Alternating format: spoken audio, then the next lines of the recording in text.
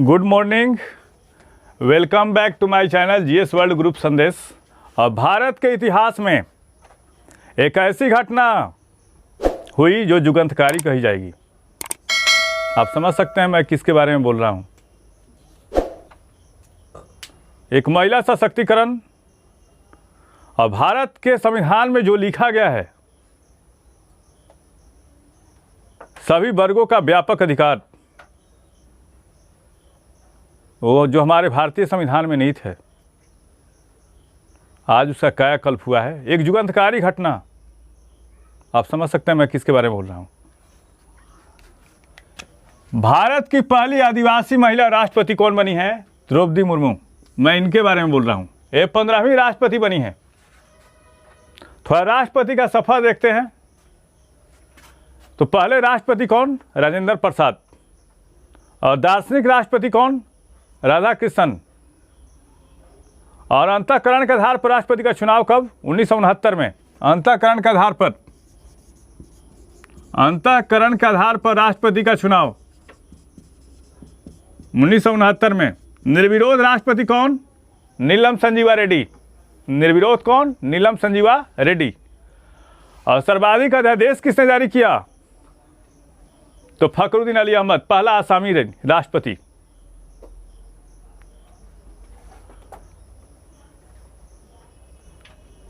और सबसे अधिक राष्ट्रपति किस राज्य के हुए?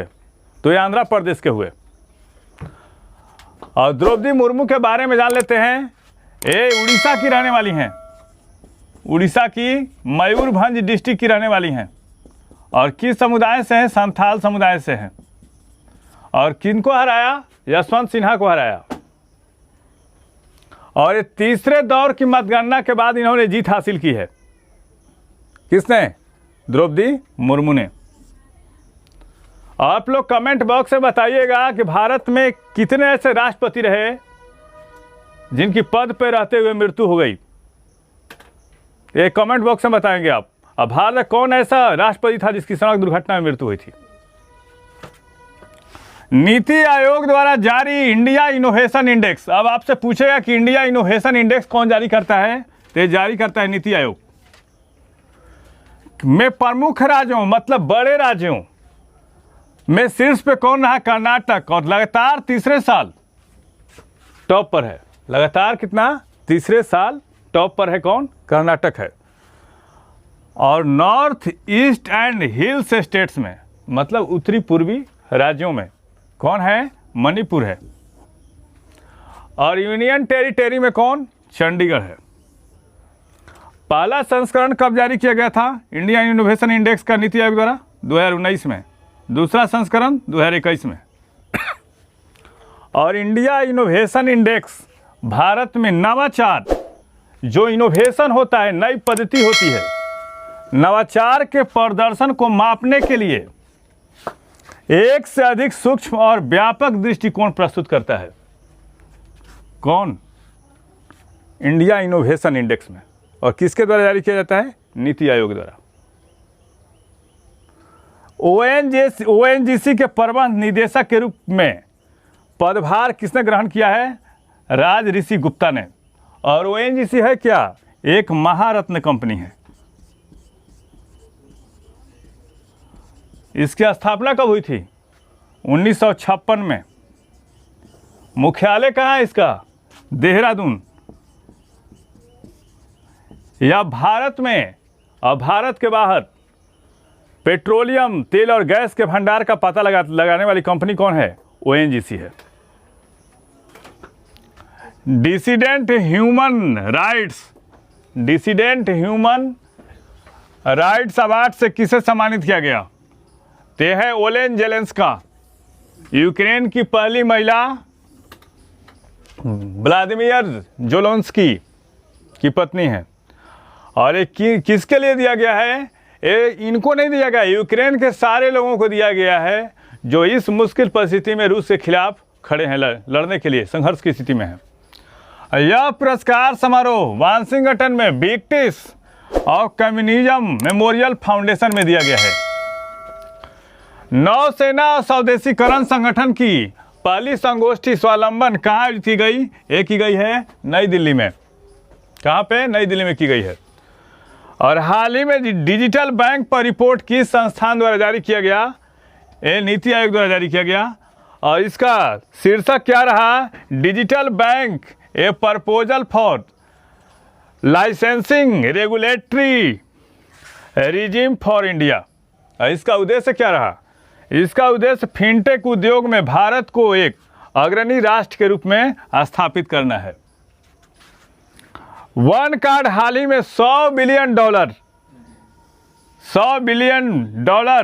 वाला भारत का कौन सा यूनिकॉर्न बन गया है? 104वां यूनिकॉर्न बन गया है। और पूरे वर्ल्ड में भारत तीसरे नंबर का यूनिकॉर्न स्टार्टअप हब है। भारतीय ग्रैंड मास्टर अरविंद चिदम्बरम ने हाल ही में किस देश में आयोजित विला डी वेनास इंटरनेशनल शतरंज ओपन जीता है? तो स्पेन में। और उप विजेता कौन रहे? रॉबर्ट हुआन निस्वान और अपने उनके हमवतन रौनक सधवानी। किस आईआईटी संस्थान ने जनगणना डेटा वर्क स्टेशन का उद्घाटन किया है? आईआईटी दिल्ली ने। पूछ सकता है आईआईटी दिल्ली।